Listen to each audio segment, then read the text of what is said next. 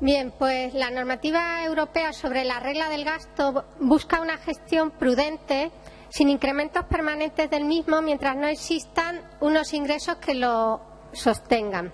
Sin embargo, la principal característica de la normativa europea es su flexibilidad en la aplicación y en la evaluación de su cumplimiento. Normalmente se realizan análisis globales de cumplimiento en los que se valoran varios indicadores y se tienen en cuenta las circunstancias específicas del ejercicio y del Estado miembro para determinar sus resultados, en particular si se trata de buenos o malos tiempos. En la normativa española sobre la regla del gasto, por el contrario, se ha preferido unos planteamientos rígidos, en los que no se da margen a la flexibilidad según las circunstancias específicas de las administraciones públicas, superando la restricción sobre el crecimiento del gasto que hace la Unión Europea. Por otra parte, la carencia de una metodología oficial para calcular el gasto comparable de las comunidades autónomas condiciona su aplicación, impidiéndoles la planificación y el seguimiento de su actividad presupuestaria para lograr el cumplimiento de la regla. Y el concepto de déficit estructural basado en el cálculo del saldo fiscal, una vez tenidos en cuenta los efectos del ciclo económico, es una magnitud difusa, cuya imprecisión lleva a que el propio concepto cambie con el tiempo y genere cierta inseguridad en su interpretación. Pero es que la urgente reforma de la Constitución no logró dotar de credibilidad a la política fiscal, dado que un año más tarde la prima de riesgo alcanzó su marca récord con 649 puntos básicos, obligando a la intervención del Banco Central Europeo, ese rescate que nunca existió.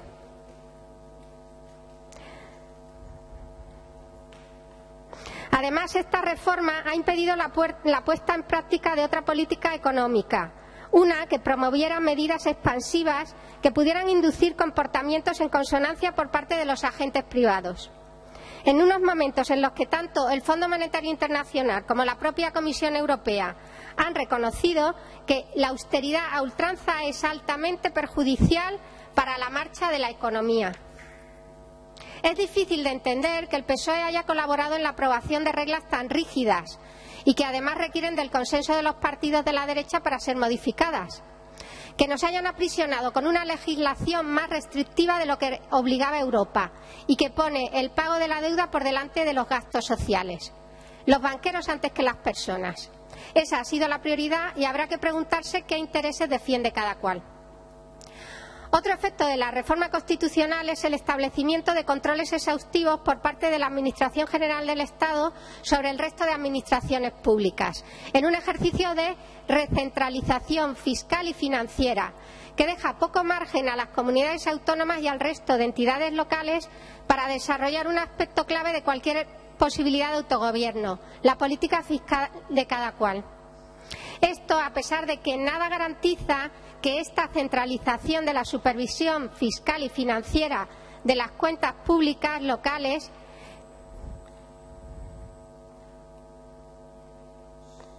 sea la mejor manera de llegar a una financiación estable y suficiente para las mismas. Sí que puede tener repercusión, sin embargo, la implantación de una contabilidad analítica que permita disponer de un conocimiento exhaustivo de módulos que determinan los parámetros de coste por servicio y puedan aplicarse de manera rigurosa, algo en lo que ya se está trabajando en Navarra y que va a permitir el control realista de los gastos de los ayuntamientos. En cambio, lo que la Ley 27/2013 consigue es la desaparición de las entidades con menos recursos y la eliminación de competencias en los ayuntamientos con déficits en sus cuentas, con la consiguiente centralización y privatización de la gestión de las mismas, principalmente aquellas de carácter social. En vez de ayudarlos en la facilitación de servicios básicos para la ciudadanía, se les priva de ellos con la excusa de una no suficientemente motivada duplicidad de competencias entre administraciones.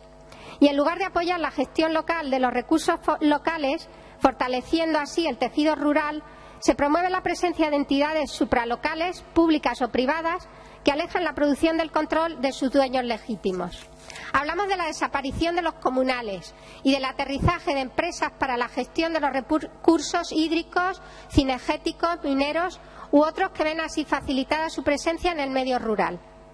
La consecuencia adicional es ofrecer una excusa para el desmantelamiento de los servicios públicos que se tienen que privatizar para el mayor beneficio de las empresas amigas.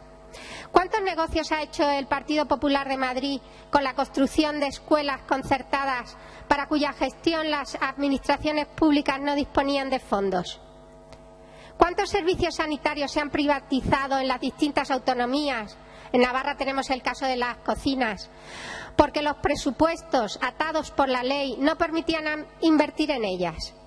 ¿Cuántos servicios sociales, residencias de ancianos, servicios para la dependencia? ¿Y quién ha hecho negocio con todo esto? Nuestra conclusión es clara. La rigidez que supone la actual redacción de este artículo y su posterior desarrollo normativo ha dado cobertura a los diversos recortes y privatizaciones cuando más apoyo necesitaba la ciudadanía. Estas normas han propiciado el gran aumento de las desigualdades que recogen todas las estadísticas para los últimos años y resultan totalmente inadecuadas en un Estado descentralizado como España. Pero además ni siquiera ha conseguido una reducción de la deuda pública, que se suponía que era lo que se quería conseguir con ello. Pues ha pasado del 70% del PIB cuando se aprobó al 99% actual. Nos queda muy claro que a quienes ha favorecido y a quienes ha hundido en la miseria. Nuestra propuesta es, por tanto, una derogación inmediata de la ley y, mientras, el estudio de la metodología aplicada para el cálculo de la regla de gasto de cara a aumentar las partidas excluidas del gasto computable. Pensamos que hay que flexibilizar los objetivos transitorios de endeudamiento y eliminar la prioridad del pago de la deuda, si queremos garantizar el nivel y calidad de los servicios públicos que requiere la ciudadanía y el impulso económico que permita la salida de la crisis.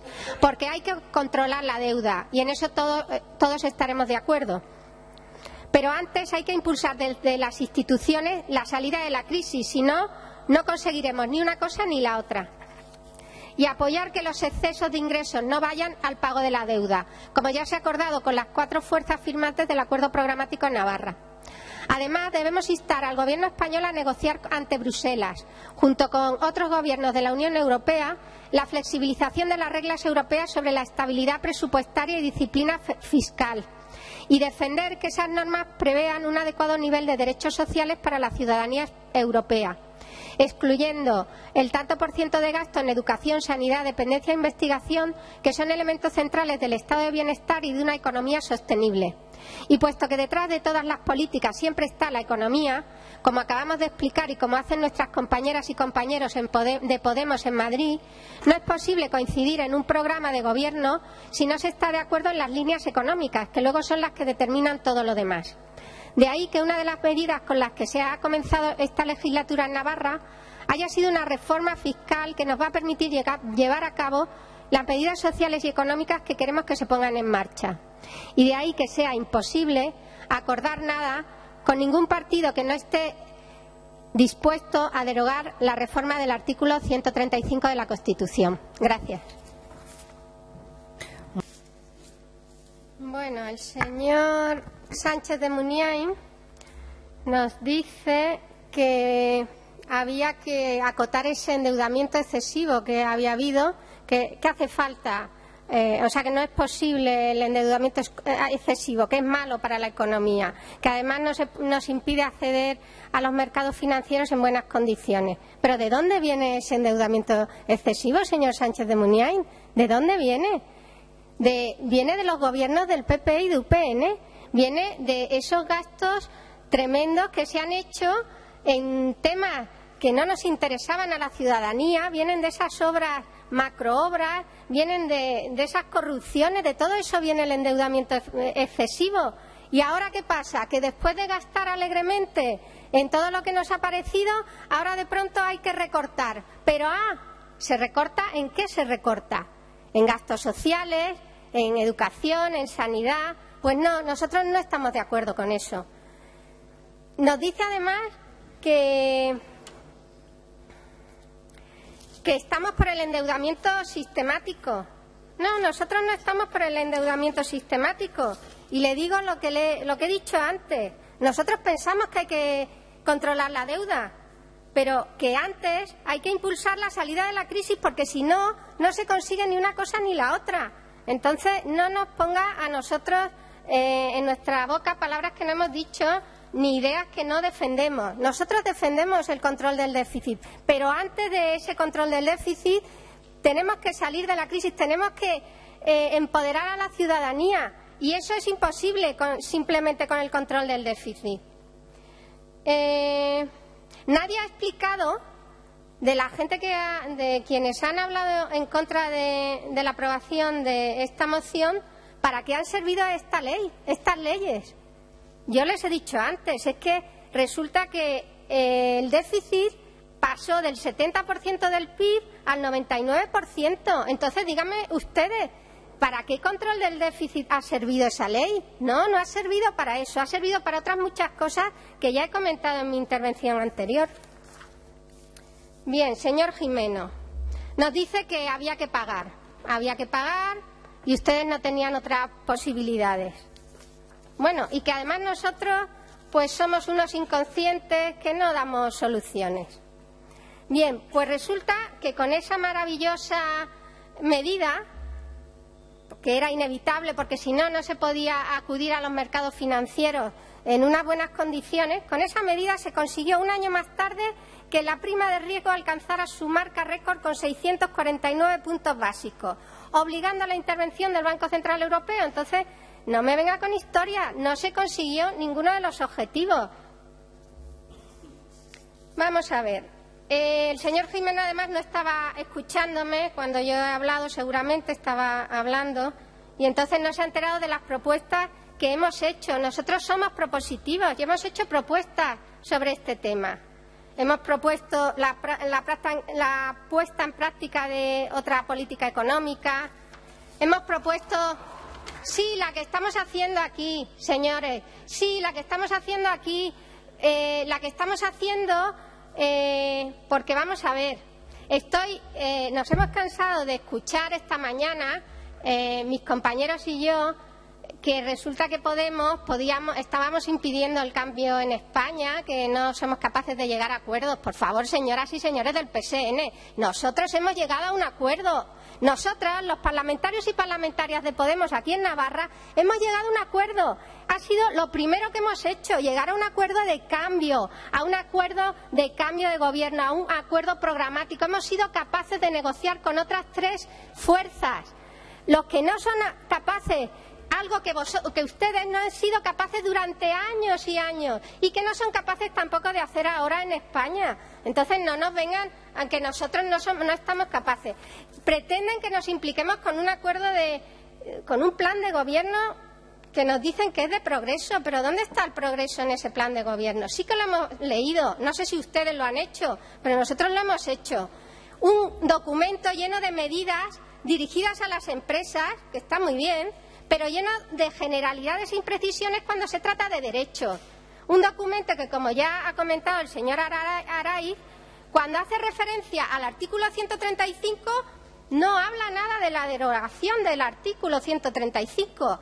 Y yo ya he explicado en mi anterior intervención que es que sin esa derogación es imposible el tipo de políticas económicas que Podemos quiere poner en marcha.